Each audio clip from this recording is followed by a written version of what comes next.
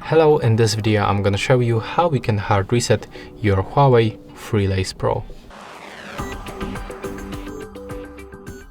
So to perform the reset, you have to grab your earphones, you have to turn them on, as you can see, like in my case I'm connected, and you have to click and hold this power button until this indicator turns red. It will take around 10 seconds. So let's do this right now. Click and hold and take a look for this indicator.